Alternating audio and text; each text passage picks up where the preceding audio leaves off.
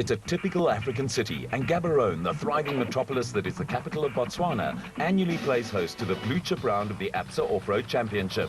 The Toyota 1000 Desert Race started out as the Total Trans-Kalahari Race 29 years ago, and nowadays it's the biggest single sporting event in Botswana. The entire country throws its weight behind the only marathon race on the Absa Off-Road Championship calendar.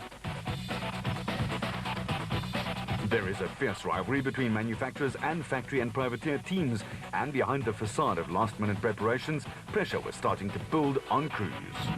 I think the pressure's just increased since we've had such a good run down at the Sugar Belt when we saw that we had the potential to win an event. So that's just increased the pressure for us this weekend. But look, I'm actually quite happy about it. The cars are going very, very well. We've done some more testing, and yeah, I think we're actually going to be very competitive. It's always nice coming out here in Botswana, and they've always put a very good event together. It's a nice area to race in, and yeah, they're all nice people, and we've got very, very good support here in Botswana. Where Ford factory driver and former South African champion Neil Woolridge is concerned, they're happy memories of the Botswana race.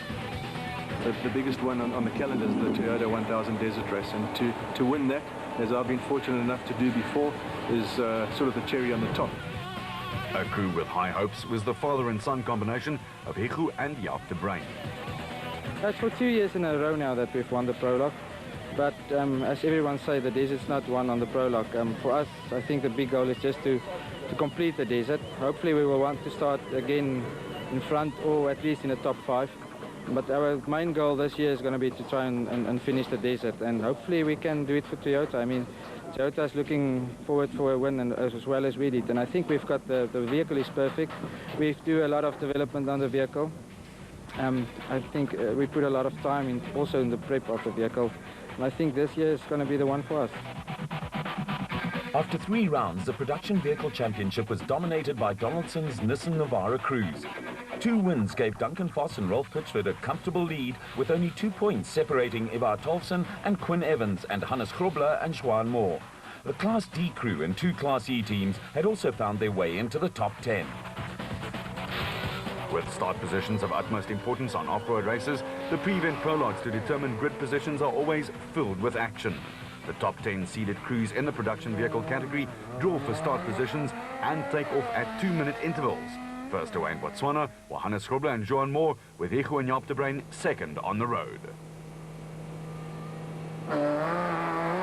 The Castrol Toyota factory crew of Anthony Taylor and Robin Houghton were under pressure to produce good results, and were seen off by members of their technical team. Championship leaders Duncan Foss and Rolf Pitchford were next away, and were followed by the Ford factory pair of Neil Woolridge and Kenny Shorthammer in the new diesel twin-turbo Ford Ranger TDCi. The Toyota 1000 Desert Race is a uniquely African event, with a placid rural life shattered by the sound of high-powered race engines.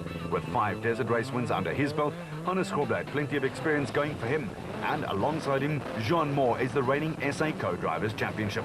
The 70-kilometer prologue route was tight and tricky, with the Donaldson Nissan Navara crew finishing in a time of 1 hour, 6 minutes and 12 seconds.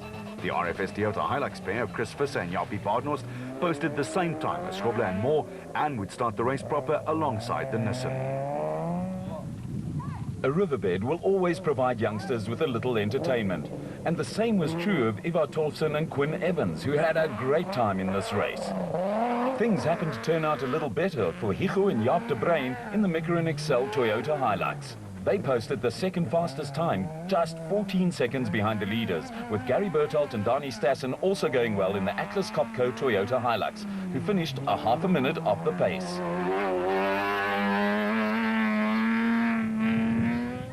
There were running repairs for one local enthusiast, with the prologue also fraught with problems for Anthony Taylor and Robin Houghton. The factory Castrol Toyota Hilux was closely followed by George and Sharon Barkhuizen in an AM Toyota Hilux already showing some battle scars.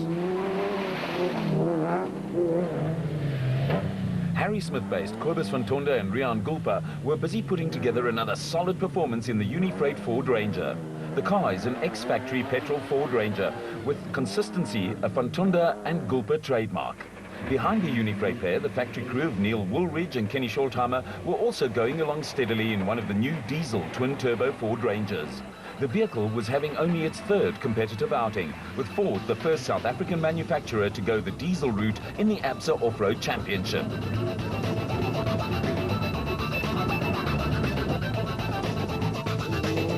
Pretoria student Christian de Plooy and Henk Janssen van Vuren were also having a steady run in the RFS Toyota Hilux, with a pair in their first season in the Premier SP class.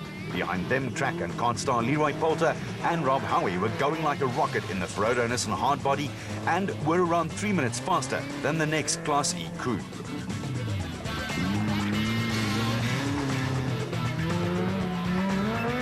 A puncture slowed the progress of Hein Lategan and Chris Birkin in the second Works Castrol Toyota Hilux, and they were pushing hard to make up time.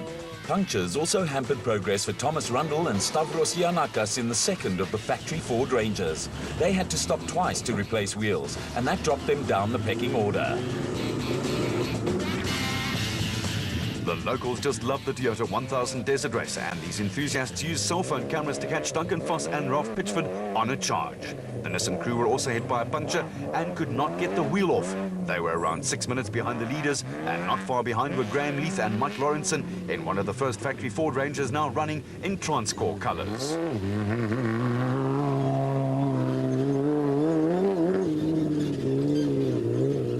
Championship leaders Cliff and Louis Weichelt led Class D in the N1 4x4 Toyota Hilux D4D and made it to the start with a minute to spare. They blew a turbo during a pre-prologue practice run, and hot on their heels were Pikkie Labuschagne and Rikus Erasmus, who were second in Class E in the 4x4 Mega World Toyota Hilux. Also in a three-car bunch were Dewald van Breda and Johan de Toy in the Northern Toyota Hilux D4D. Class E Championship leaders Dion Venter and Ian Palmer were running around 3 minutes behind the sister car of Pikkie Labuschagne and Rikus Erasmus. Venter and Palmer had 2 wins under their belts already, and chasing after them were reigning Class E champions Jannie Visser and Joks Leroux in the RFS Toyota Hilux. A spot of bother at a river crossing cost them valuable seconds.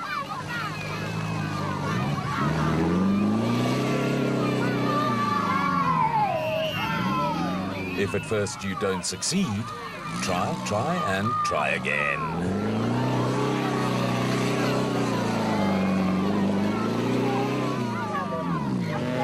Mpumalanga-based brothers Johan and Werner Horn were going along steadily in Class D in the Malalan Toyota Land Cruiser, while a pair of locals were showing no interest whatsoever. Anthony Taylor and Robin Houghton were on a serious charge after losing 20 minutes when a wrong turn deposited them on a pile of rocks, and progress for former Blue Bull scrum half Kutsia Labuschagne and Johan Gerber was a little more sedate.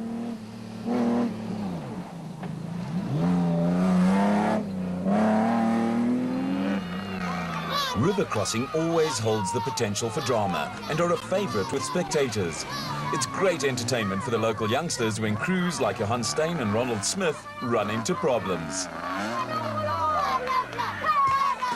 The Nissan was well and truly bogged down, with Diedrich and Dani Hutting waiting for their turn.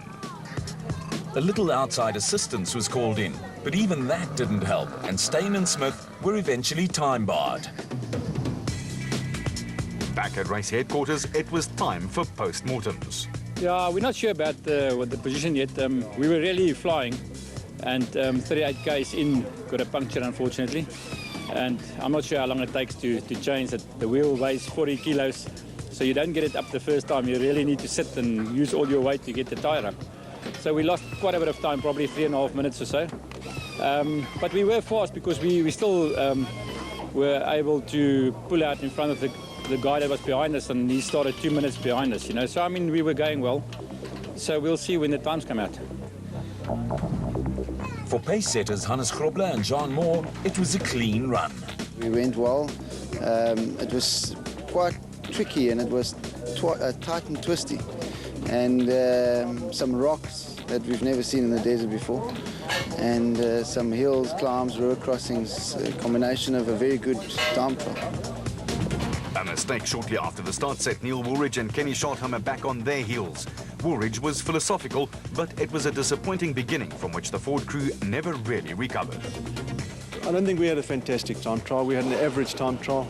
We made a mistake right near the beginning. I wrong slotted and took a minute or so to realise that we'd made a mistake and then get back into the way of things again. So it kind of like threw me off, and then I stalled it going to a very sandy corner and battled to get into reverse, so lost a couple of seconds there. But overall, happy with the car. The special vehicle category in the ABSA Off-Road Championship boasts some very powerful, very noisy and very high-tech machinery. As with all branches of motor racing, there's ongoing development with fresh ideas and concepts being introduced from race to race. One of those concepts saw former South African champions Evan Hutchinson and Achim Bergman make a dream start to the season in the new Motorite Revo 1 4x4. Yeah, 3 races, 3 wins in a new car. I mean, we couldn't have expected to have had such a good start, but we're at the desert now, and we've got 3 days of racing ahead of us, so hopefully we can keep that momentum going. Yeah. For Zimbabwe rally navigator Philip Archinal, off-road was a new ball game. We're used to being in sort of 280, 290 horsepower Subarus and Mitsubishi Evos, and we travel Africa doing the championship there. And but coming down here now and joining a Tang with somewhere I'm led to believe around the 550 horsepower, it's going to be really exciting because I know Atang is a competitive driver and he really wants to do well in front of his home people here. Although he's got a little bit of lack of seat time recently, he still is competitive. So I'm looking forward to it. It's brand new to me. I've never done this sport before. It's the first event, so we'll see what happens. Yeah. In the Regent Racing camp, an air of confidence. You know, the general feeling is to have a pretty good time trial because of the dust gaps, just procession for Saturday and then try and race Sunday. But the top guys are moving, so I think it's changed. I think you have to have just a steady, fast pace throughout the entire weekend to do well. For the Makanete brothers, a strong prologue showing was at the top of the menu. We need to improve our prologue starting, then we start with the guys whom we're on pace with. You know, then we don't struggle in the first lap passing a lot of slower vehicles. Our target at the beginning of the season was to finish in the top 3, and we're there. So I think we can push the target a little bit up to the top 2. At the top of the Special Vehicle Championship, a comfortable lead for Evan Hutchinson and Achim Bergman, with not too much to choose between Nick and Ryan Harper and the Whitehouse-Carlson combination. There was also a top 5 placing for Class P leaders Johan and Etienne Besaidenout, with another Class P team and a Class B crew also in the top 10. The start-finish area at the Game City complex in Gaborone has been given a spectator-friendly makeover, with grandstands providing a bird's-eye view and some vantage points. As is the case for the production vehicles, the top 10 seeded crews in the special vehicle category also draw for start positions. Shamir Varayawa and Siegfried Rousseau were first away, followed by reigning SA champs Collie and Quentin Sulwalt. Third on the road were Evan Hutchison and Achim Bergman, with the pair looking for their 4th win in a row in the 4x4 Revo 1.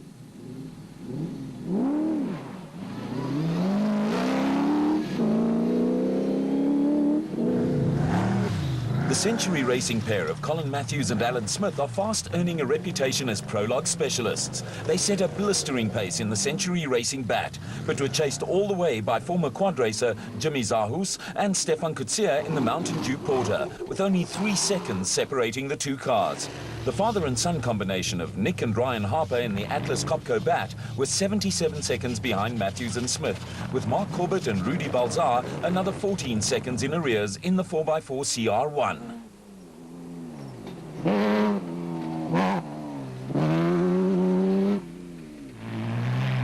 KwaZulu-Natal flyer Don Thompson, with new co-driver James Watson alongside him in the Zarko, dominated Class P with the pair 5th overall among the special vehicles.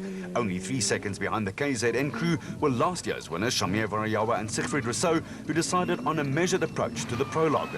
They were followed by reigning SA champions Karl Heinz and Quentin Sulwalt, who won the desert race in 2007, who also opted to forego any early heroics.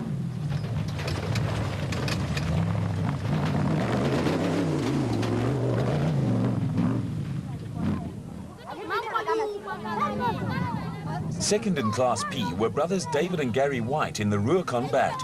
They took a no-nonsense approach to the river crossing that bothered some of the production vehicles and ended up only 18 seconds adrift of class leaders Thompson and Watson.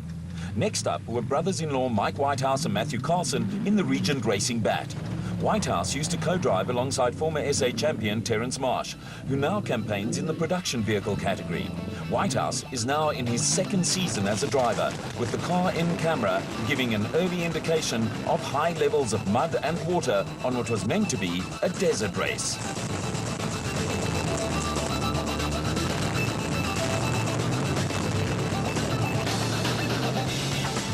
An early altercation with a tree got Herman and Richard Silwart's prologue off to an uncertain start, but they recovered to claim a spot in the top 10 in the Silwart Racing Zarko. The Silwarts edged out Limpopo crew Naeem Mosaji and Mohammed Molson in the tyre rack Jimco, who put on a spectacular show for some appreciative young fans.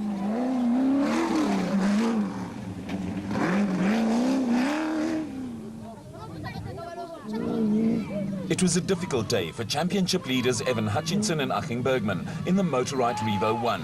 A series of mishaps, which included no odometer, conspired to drop them to 12th place among the special vehicles. And at the end of the prologue, Hutchinson was not a happy soldier. Despite that, the race cam in the Motorite car provided for some spectacular footage of what off-road racing is all about. There was another good run for rookies Johan van Staden and James Rousseau in the KEC bat in Class P. They would be closely followed by a bunch of cars that included KwaZulu-Natal pair Glenn Gibson and Gary Campbell in a brand new Gibson Racing Jimco.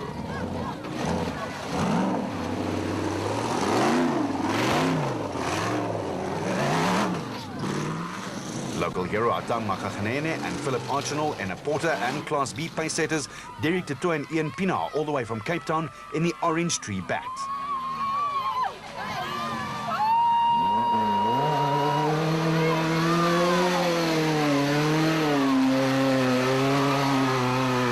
A motor race in his backyard did not disturb this fellow's dinner, with more entertainment for enthusiastic locals coming from brothers Keith and Andrew Makamete, and Class B rivals John Telford and Stuart van Graan, who were running within seconds of each other.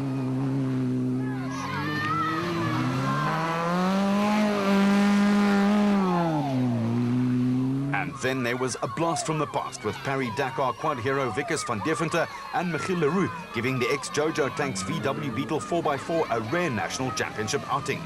Powered by a Volvo engine, the Beetle was a huge crowd puller in its day, but the river crossing provided van Deventer and Leroux with a few anxious moments.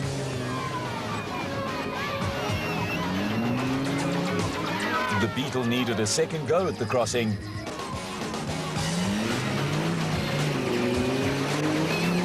And this time, they just make it.